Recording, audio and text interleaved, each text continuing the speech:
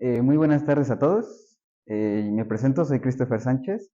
Soy estudiante de física en la facultad y pues también soy miembro de la Sociedad Astronómica de la Facultad de Ciencias, Nibiru.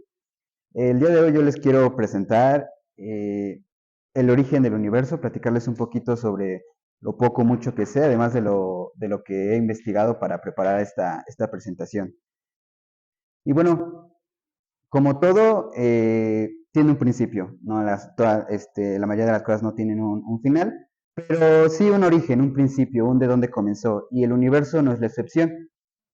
El hombre a través de los últimos siglos y décadas ha tratado de darle una respuesta a- al origen, al comienzo del universo. Cuando todos pensamos en dónde comenzó el universo, cómo comenzó, todos recurrimos a lo básico, a lo común, ¿no? Al Big Bang. Pero todos tenemos, o la mayoría llega a tener una percepción un poco errónea de lo que es el Big Bang. Todos sabemos que esto representa una gran explosión y la mayoría de la gente piensa que simplemente de la nada hubo una gran explosión y de ahí se crearon todos los planetas, galaxias y todo lo que nosotros conocemos, cuando no es así. Realmente hay una explicación detrás del Big Bang, que vamos a decirlo así, que es como el remaster, que trata de ejemplificar y explicar un poquito mejor cómo se creó el universo.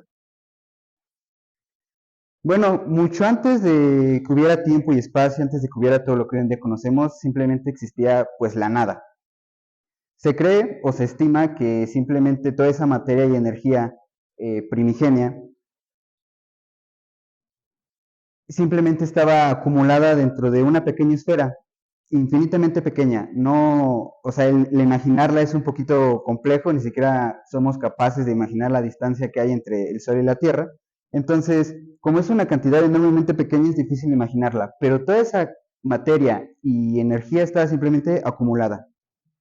Después de unos segundos o instantes, vamos a llamarle instantes porque realmente en esa época del universo no existía el tiempo, después de unos cuantos instantes, esta pequeña esfera simplemente se expandió, no explotó, simplemente se expandió de la nada, dando origen a que todas esas partículas que estaban acumuladas entre sí, estaban pegadas unas con otras, toda esa energía se comenzara a liberar de forma gradual, poco a poco alejándose. Esto haría básicamente lo que hoy en día conocemos a que se crearan las primeras galaxias, planetas, etcétera. Pero para que llegáramos a ese punto del universo todavía falta muchísimo más. Recordemos que simplemente toda esa materia se fue expandiendo poco a poco. Es como nosotros al inflar un globo se expande en todas las direcciones. En cuanto a esta cantidad de materia y energía se comenzaba a expandir, pues se comenzaba a enfriar. El hecho de que estuviera tan junta, tan comprimida de esa forma, hacía que tuviera lo que hoy en día nosotros en física conocemos como energía cinética, energía de movimiento. Entonces, básicamente, pues estaban muy juntas, partículas se movían como locas, de aquí para allá, y el hecho de que se comenzara a expandir, comenzaba a liberar esa energía de tal forma que se iba enfriando, iba perdiendo esa energía, y el hecho de que la materia se comenzara a enfriar daba origen a uno de los fenómenos que hoy en día son las bases de la física, que es básicamente el modelo estándar. ¿Qué es el modelo estándar? El modelo estándar simplemente postula lo que son las partículas fundamentales del universo. Pero ¿cómo llegamos a este punto? Pues recordemos que las partículas se estaban esparciendo y se estaban enfriando. El hecho de que éstas se enfriaran hacían que las partículas pudieran chocar unas entre otras, pudieran unirse, ya que no estaban con demasiada energía cinética, demasiada energía de movimiento, y pudieran unirse, fusionarse, para dar origen a nuevas partículas. En este caso, fermiones y bosones, que sin entrar en detalle, simplemente, como ya lo dije, son las partículas fundamentales del universo, la estructura misma sobre el que está escrito el mismo universo. Con esto, en esta tan temprana edad del mismo, ya tenemos la primera gran ciencia que nos iba a dar, que nos iba a ayudar a explicar el mismo universo, la física. El universo ya tenía reglas, ya sabía cómo comportarse, cómo moverse y qué formar y qué no formar.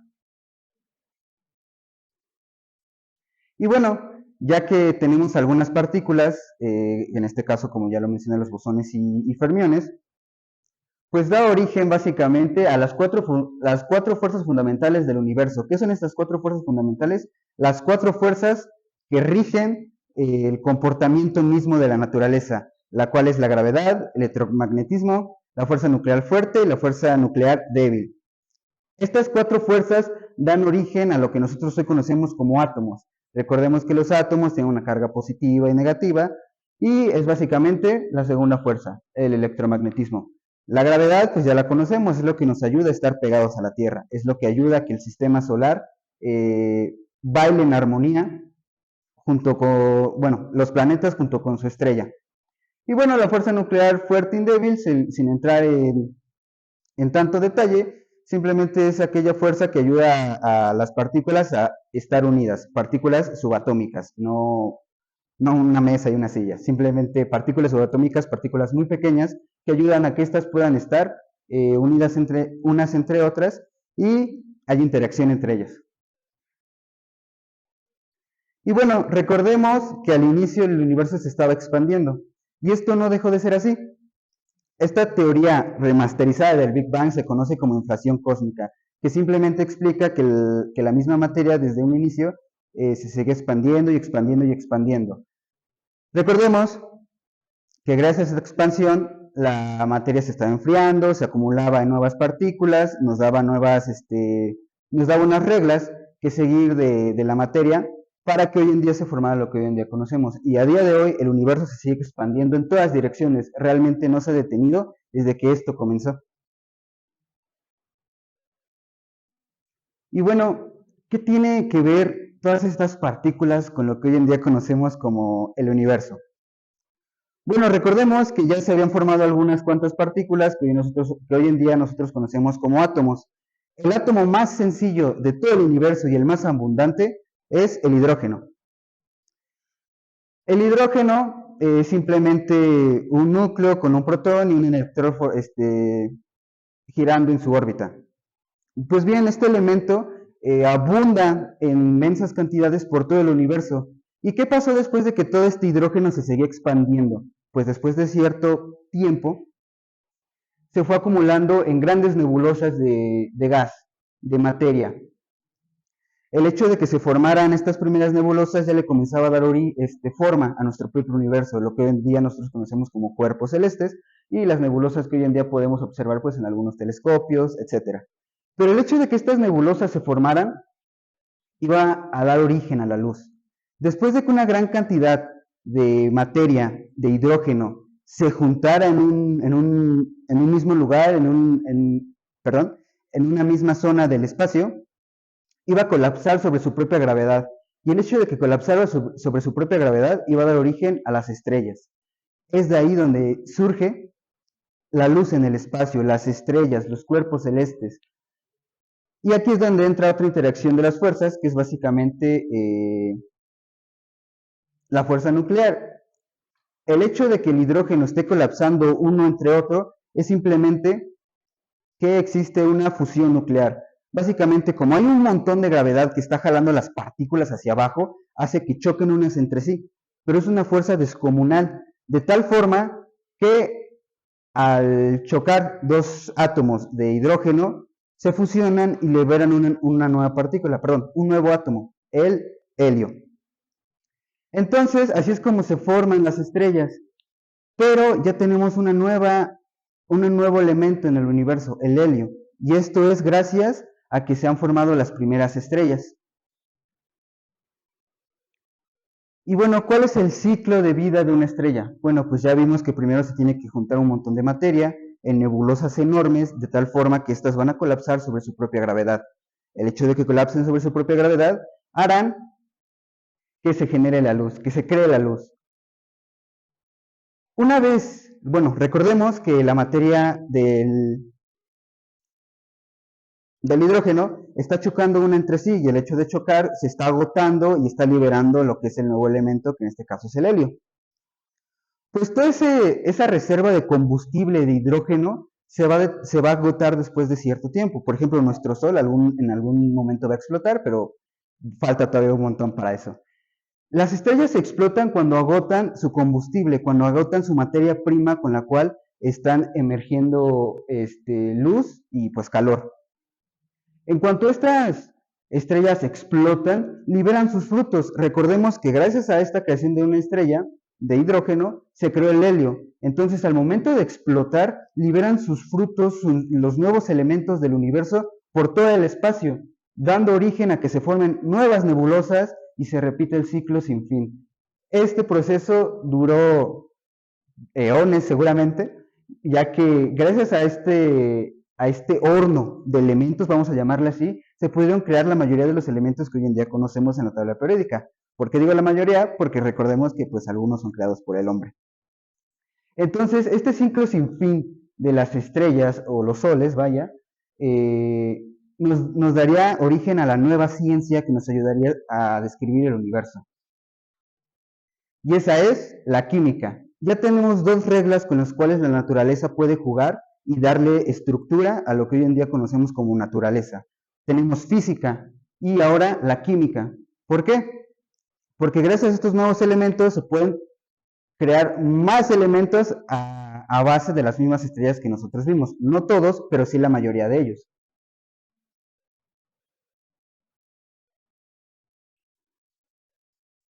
Y bueno, dado este proceso, que como les digo, seguramente duró eones o muchísimo más, se estima que cuando el universo se comenzó a expandir fue hace alrededor de unos 14 mil millones de años. Entonces este proceso realmente duró un montón.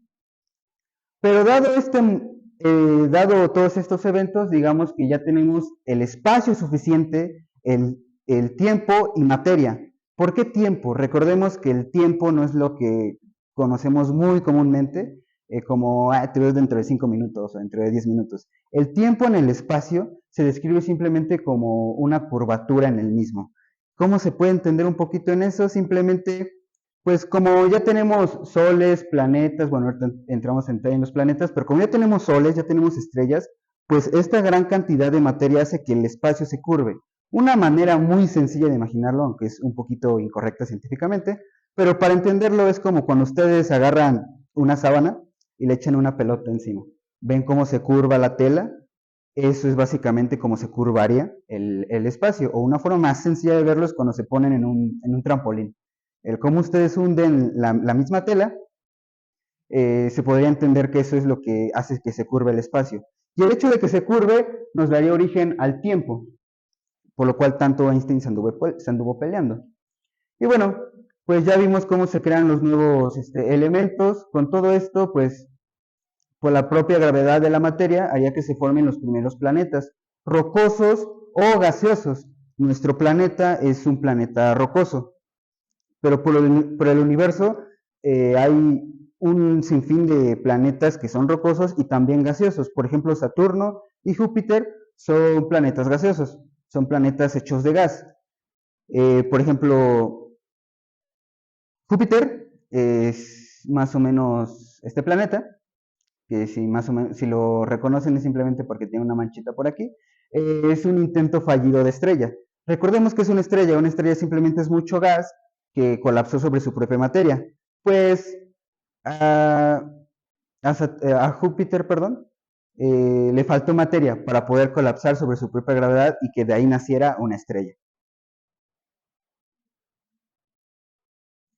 Y bueno, ya con esto podríamos dar origen o dar paso a que gracias a todo este espacio que ya hay, materia que ya hay y también tiempo, se formaran los cuerpos celestes, los que más les gustan a los fans de la astronomía, y que cualquier persona que no esté, aunque sea adelantada en el mundo científico, pues les llama muchísimo la atención, como lo es los agujeros negros, los púlsares y también las supernovas. Sin entrar tanto en detalle, ¿qué es un agujero negro?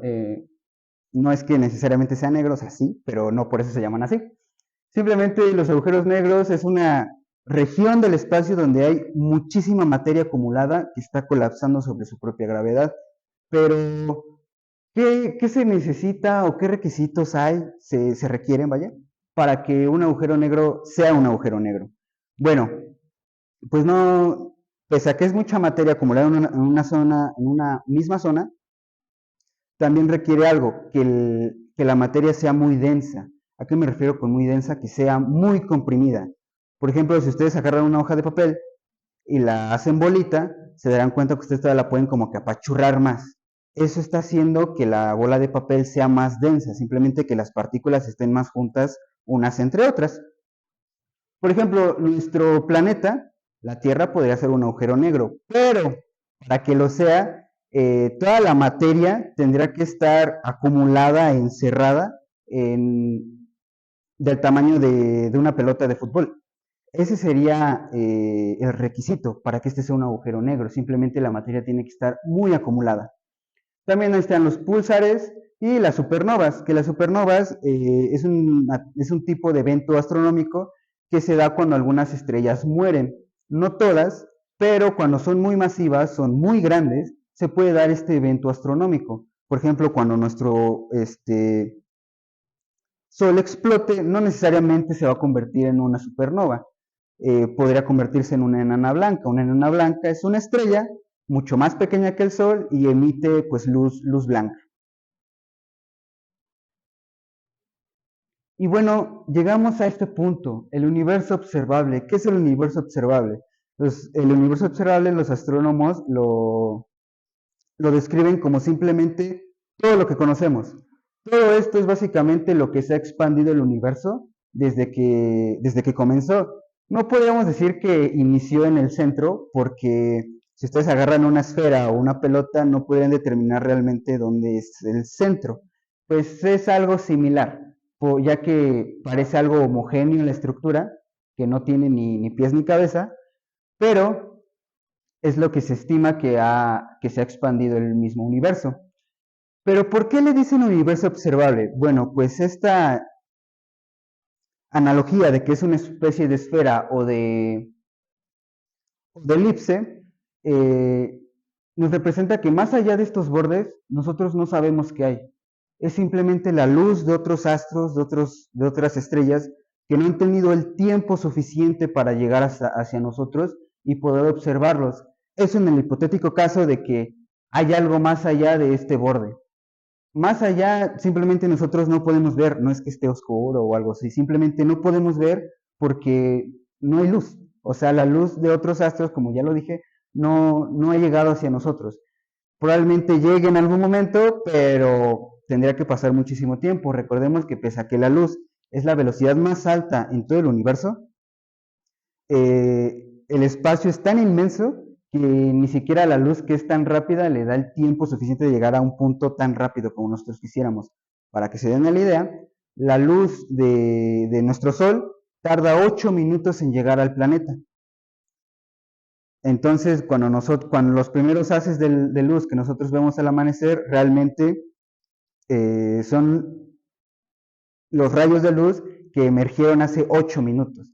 Entonces, pues es por eso que llamamos así a este pequeño fragmento que nosotros conocemos como un universo observable, pero ni tan observable, porque hay un pequeño problema. De todo el universo observable, nosotros solo conocemos el 5%. El otro porcentaje del universo nosotros lo determinamos como energía oscura y materia oscura. ¿Qué es la energía y qué es la materia oscura? Pues los científicos no tienen ni idea. Han sido décadas de estudios tratando de explicar qué es la materia y la energía oscura y realmente no han habido avances. Hay candidatos que se postulan a decir yo soy la materia, yo soy la energía oscura, pero realmente nada es certero. No sabemos qué es, no la podemos ver, la podemos medio detectar porque al momento de calcular como la masa del universo, pues las cuentas no dan. Eh, las cuentas dicen que hay muchísima más materia de la que nosotros hemos podido observar. Entonces, al no poderle dar nombre o explicación a cuál es la materia que nos falta por observar, pues nació este nombre. Entonces, bueno, una aclaración es que esta representación del universo observable no significa que específicamente nosotros conocemos esto, es simplemente una ilustración. Realmente lo que nosotros conocemos, pues está esparcido por todos los lados. Esto es simplemente una representación, no significa que conozcamos esta franja concretamente. Eh, Y bueno, para finalizar, quiero hacer mención honorífica a esta bonita imagen que recién captó el telescopio James Webb hace un par de semanas, con esta curiosa imagen, un signo de interrogación. ¿Quién sabe qué signifique? ¿Quién sabe qué es? Algunos estiman que simplemente luz y hay algunos agujeros negros ahí por el medio que distorsionan la luz y le dan esta interrogante tan curiosa.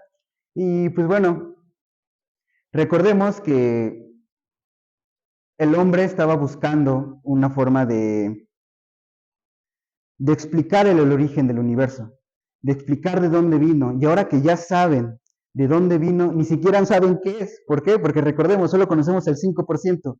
Lo demás no tienen ni idea de qué sea, qué significa, qué representa. Bueno, saben qué representa, pero no saben ni siquiera qué es. Entonces, yo quiero darles este bonito mensaje que ni el universo sabe qué es. Por eso nos da esa señal como de, yo sé qué estoy haciendo, estoy improvisando.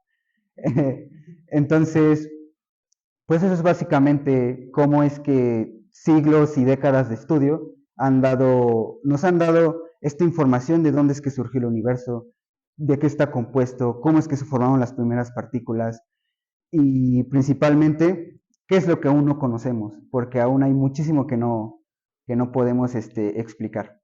Muchísimas gracias.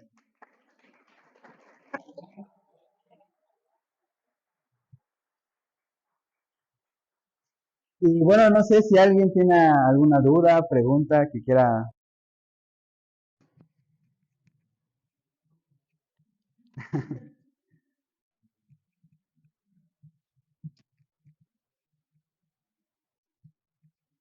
eh,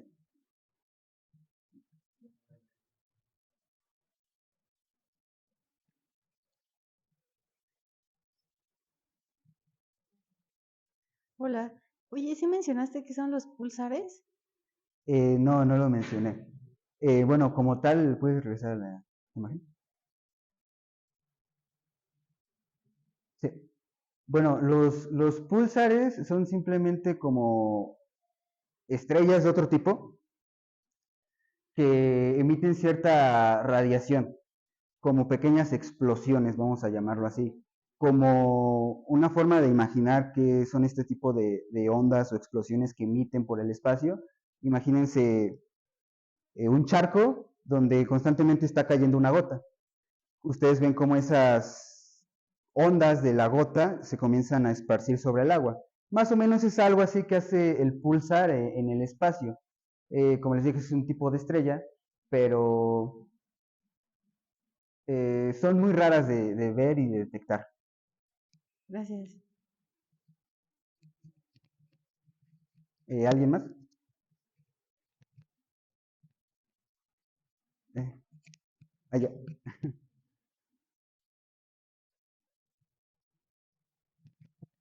¿Se sabe qué forma tiene el universo?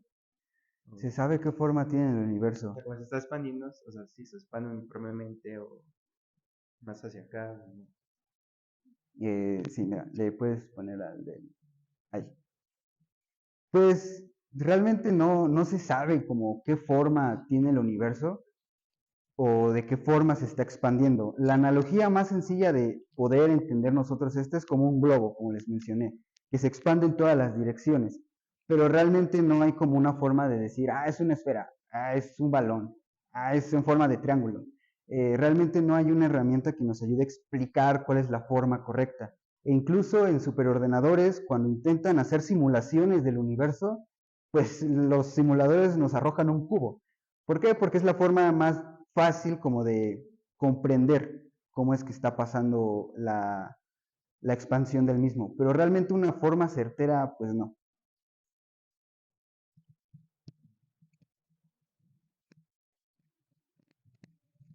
Hola, ¿existe alguna hipótesis sobre lo que pudo haber provocado el proceso de inflación? ¿Alguna hipótesis? Pues no, no realmente. O sea,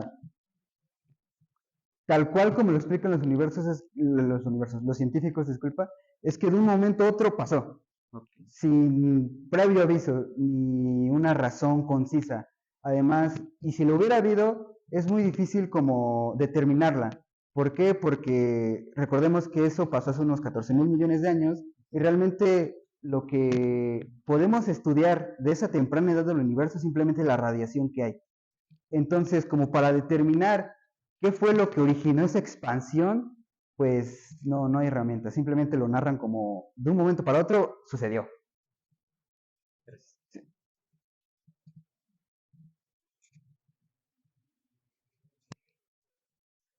¿Alguien más? ¿No? Ah, mira aquí enfrente. De lo que dijiste de Júpiter, de que podría haber sido o iba para ser una estrella y no se logró, ¿podría todavía pasar o ya, digamos, ya se pasmó y ya fue y ya no hay manera? O si pasara el tiempo, ¿podría todavía suceder? Eh, ¿Le puedes poner a donde sale más o menos el planeta? Ahí. Pues cuando dicen que Júpiter es un intento fallido de estrella es como un poquito chistecillo entre astrónomos, porque realmente lo que le faltó a Júpiter para ser una estrella son unas 1.000, 2.000 veces su tamaño, aproximadamente. Entonces realmente tendría que acumular muchísima más materia para poder colapsar entre sí mismo. Eh, Probablemente así a priori, pues ya se pasmó, hasta ahí llegó su intento de estrella, siempre va a ser un planeta, pero si en algún momento cuando nuestro planeta explote y este planeta salga volando y pueda acumular más materia, probablemente se convierta pues en una estrella. Sí.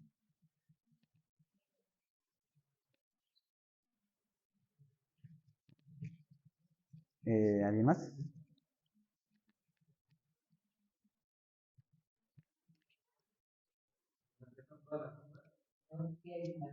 Ah, sí, sí,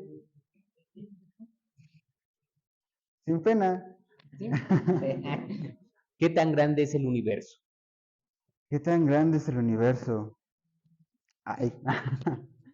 Pues para hablar como de kilómetros está difícil. Básicamente tendría que poner una hilera de números que llegue de aquí hasta acá que ni siquiera podríamos leer. El universo simplemente es inmenso, no tenemos la imaginación suficiente para comprender lo grande que es. Simplemente para que nos hagamos una idea, en la distancia que hay entre el Sol y la Luna, caben los otros 8 planetas del sistema solar. Simplemente en esa pequeña distancia caben los otros planetas, porque realmente la distancia que hay entre la Luna y la Tierra es inmensa, es alrededor de 300.000 kilómetros. Sí, 300.000 kilómetros aproximadamente. Entonces, realmente no tenemos como la imaginación de entenderlo. Simplemente es inmenso. Si no sé cuántos hagan a su casa, pero si de aquí a su casa se les hace eterno el viaje, pues realmente es difícil poder simplemente pensarlo. Es inmenso.